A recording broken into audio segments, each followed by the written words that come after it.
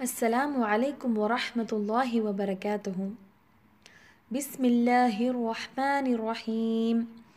رب اشرح لي صدري ويسر لي أمري واحلل عقدة من لساني يفقه قولي. ربي زدني علما اللهم فقهني في الدين.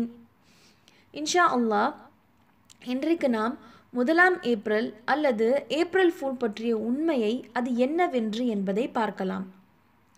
April என்பது Latin மொழியுடைய வார்த்தை.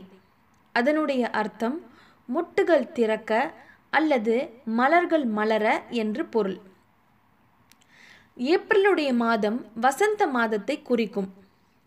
April fool ஒவ்வொரு வருடமும் ஏப்ரல் 1ஆம் நாள் பிறரை ஏமாற்றி பொய்க்கதைகளை கூறி ஒரு வேடிக்கையாக இன்னும் அது ஒரு வழக்கமாக கொண்டாடப்பட்டு வருகின்றது. ஆக இந்த நாளை கொண்டாடுவதற்கான காரணம் என்ன? இதனை எங்கிருந்து ஆரம்பித்தார்கள்? இந்த நாளுடைய ஆரம்பத்திற்கு மிக முக்கியமான 3 புராண கதைகள் உள்ளன. அதில் முதலாம் கோட்பாடு பிரெஞ்சுடைய கேலண்டரில் 17ஆம் நூற்றாண்டின் சீர்திருத்தம். 17ஆம் நூற்றாண்டிற்கு முன்னால் வருடத்திற்குரிய முதல் மாதமாக ஏப்ரல் மாதம் இருந்தது. அந்த மாதத்தில் தேவி மாதா வீனஸுக்காக அஞ்சலி செலுத்தி சந்தோஷத்தை வெளிப்படுத்தி கொண்டாடினார்கள். மற்றொரு அறிவிப்பில் ரொமானியர்களுடைய புராண கதையில் இது தொடங்கப்பட்டது. அது வசந்த காலத்தின் துவக்கத்தில், அதாவது ஏப்ரல் மாதமுடைய ஆரம்பத்தில் இணை வைப்பு கொண்டாட்டத்தின் ஒரு பகுதியாக ஆரம்பிக்கப்பட்டது. அவர்களுடைய மதுபான கடவுள்களை கௌரவப்படுத்த வேண்டும் என்று அந்நாளை மது அருந்தி கொண்டாடினார்கள். மேலும் அந்நாளில் அவர்கள் மது அருந்தி மிக கேவலமான, வேடிக்கையான மற்றும் அருவருப்புத்தக்க செயல்களை செய்து வந்தனர்.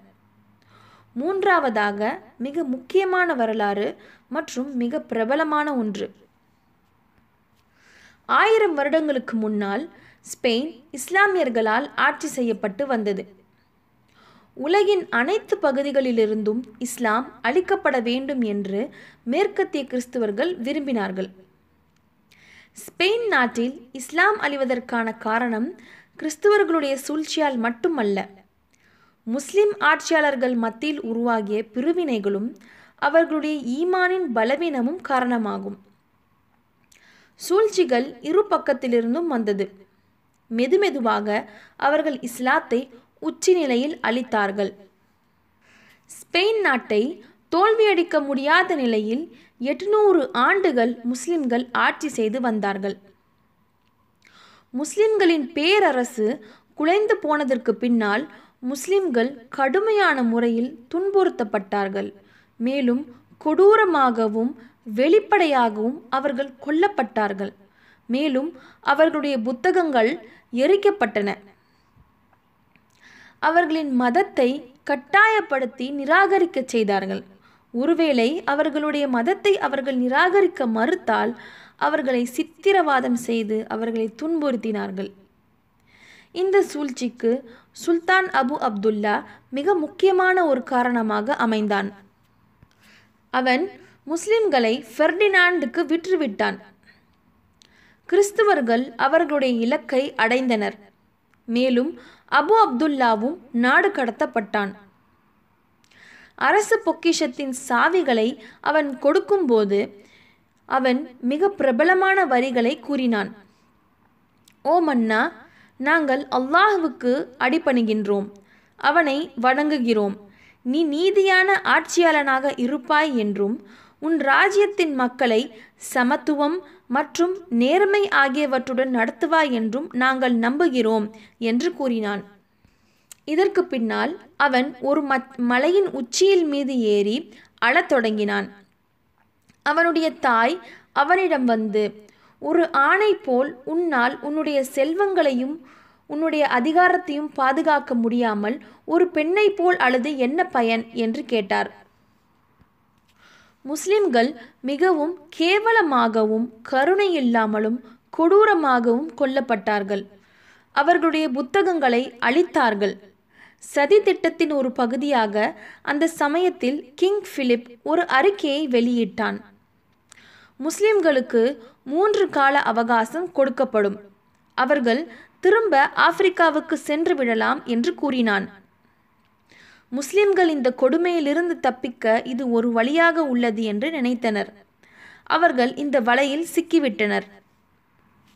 அவர்களுடைய பொருட்களை, புத்தகங்களை எடுத்துக்கொண்டு ஏப்ரல் 1ஆம் தேதி படகில் ஆப்பிரிக்காவிற்கு பயணம் புறப்பட்டனர். அவர்கள் சென்று கொண்டிருக்கும் போது நடுப்பாதையில் கிறிஸ்தவர்கள் முஸ்லிம்களை அழித்தனர். அவர்களுடைய கப்பலை கவிழ்த்தனர். மேலும் அவர்களை ஒட்டுமொத்தமாக அழித்துவிட்டனர். முழு கப்பலும் இஸ்லாமியர்களுடன் அழிந்துவிட்டது. அந்த வருடத்திலிருந்து ஒவ்வொரு வருடமும் ஏப்ரல் 1ஆம் நாள் இஸ்லாமியர்களை ஏமாற்றிய தினமாக அந்நாள் கொண்டாடப்பட்டு வருகின்றது. அவர்கள் ஸ்பெயின் நாட்டு முஸ்லிம்களை மட்டும் ஏமாற்றவில்லை, முழு முஸ்லிம் சமுதாயத்தையுமே அவர்கள் ஏமாற்றினார்கள். என்னுடைய அருமையான சகோதர சகோதரிகளே, இதை தெரியாமல் இத்துணை நாள் இந்த நாளை ஒரு வழக்கமாக நாம் செய்து கொண்டு வந்தோம். இப்போது இதை தெரிந்து கொண்டு இதை நாம் ஒருபோதும் செய்ய மாட்டோம். நமக்கு 2 நாட்களை அல்லாஹ் சுப்ஹானஹு வ தஆலா பண்டிகைக்காக நிர்ணயித்துள்ளான். அவை ஈதுல் அத்ஹா மற்றும் ஈதுல் ஃபித்ர். இறை நிராகரிப்பாளர்களுடைய பண்டிகை கொண்டாடுவதற்கு நம்முடைய மார்க்கத்தில் இடமில்லை. இந்த வரலாற்றின் காரணமாக மட்டும் இந்த நாளை கொண்டாடக்கூடாது என்பது இல்லை. மேலும் ஒரு முக்கியமான காரணம், பொய் சொல்வது இஸ்லாமில் ஹராமாக்கப்பட்டது. நம்முடைய நடத்தையில் சிறந்த மற்றும் அழகிய முறையில் நாம் உதாரணம் அமைக்க வேண்டும். மிகவும் கீழ்த்தரமான நடத்தையை மேற்கொள்ளக்கூடாது. இதற்கு மேல் இந்த தினத்தை நாம் கொண்டாட மாட்டோம். அல்லாஹ் சுப்ஹானஹு வ தஆலா நாம் அனைவரையும் பாதுகாப்பானாக. மேலும் நாம் எப்பொழுதும் நேரான வழியில் இருக்க அவன் நமக்கு உதவி புரிவானாக. மேலும் குர்ஆன் மற்றும் சுன்னாவில் கூறப்பட்டிருப்பது போன்று நம்முடைய வாழ்வை அமைக்க நமக்கு அருள் புரிவானாக. நம்முடைய ஈமானில் பலத்தை ஏற்படுத்தி தருவானாக. ஆமீன் யா ரப்பல் ஆலமீன். அஸ்ஸலாமு அலைக்கும் வரஹ்மத்துல்லாஹி வபரகாத்துஹு.